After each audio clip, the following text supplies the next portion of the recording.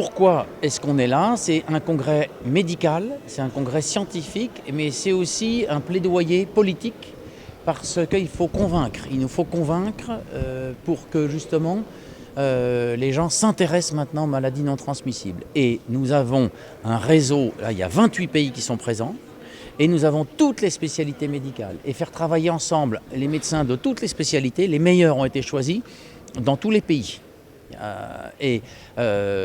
Chaque spécialité médicale parle une demi-heure.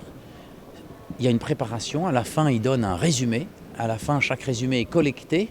Il y a 7 sessions aujourd'hui, 7 sessions demain, et à la fin, on fera l'appel de Dakar qui va reprendre les conclusions de chacune des spécialités et qui dira, voilà, maintenant, il est grand temps maintenant de reconnaître l'importance des maladies non transmissibles.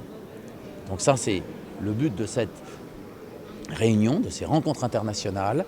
Et je peux vous dire que les médecins de tous les pays et de toutes les spécialités sont très heureux de partager ensemble parce que finalement, on s'aperçoit que dans une spécialité et dans une autre, il y a beaucoup de choses qui se ressemblent. Mais y aller séparément, jusqu'à présent, c'était un échec. C'est pour ça qu'on y va tous ensemble. Ça, c'est le premier but. Et le deuxième but, et demain, ça devait faire ce matin, mais comme il a beaucoup plu, on n'a pas pu le faire.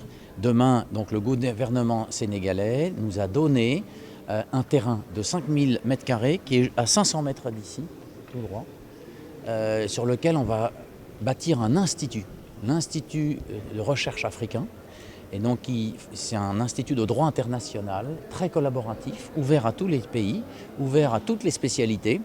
Et le but sera de collecter des données, de les analyser, de former des chercheurs, de faire travailler les écoles de statistique. Ici à Dakar, il y a une très bonne école de statistique. À Abidjan aussi, il y a une très forte école de statistique. Au Bénin, il y a un très bon niveau en mathématiques. Vous voyez, on va faire travailler des ingénieurs avec les médecins sur plusieurs spécialités, puisque le but est de former des chercheurs ici, qui travaillent avec les médecins ici, qui publient ici.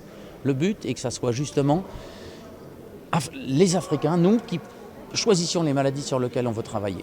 Parce qu'actuellement, la recherche en Afrique, beaucoup trop souvent, les maladies sont choisies par le Nord. C'est le Nord qui finance, qui choisit les maladies, qui construit les études et qui ensuite collecte les données, les analyse et les publie. Et nous, on a une approche différente. C'est nous tous, de tous les pays, on choisit les maladies sur lesquelles on a envie de travailler. On fait les études ici. On trouve des financements. Évidemment, c'est un peu plus difficile, mais on les fait ici, on analyse les résultats, on publie et avec tout le monde est signataire de ces grands articles dans les plus grands journaux scientifiques internationaux. Il y a une grande vague des maladies non infectieuses, non transmissibles qui est en train de monter. Vous savez les ravages, on mange salé, on mange sucré, on mange trop salé, on a de l'hypertension, on va faire des accidents vasculaires cérébraux, mange trop sucré, on va faire du diabète. Ça fait monter une grande vague qui est en train de monter et qui va s'abattre sur un réseau de santé qui est surtout structuré pour les maladies infectieuses. Et c'est vrai dans tous les pays subsahariens.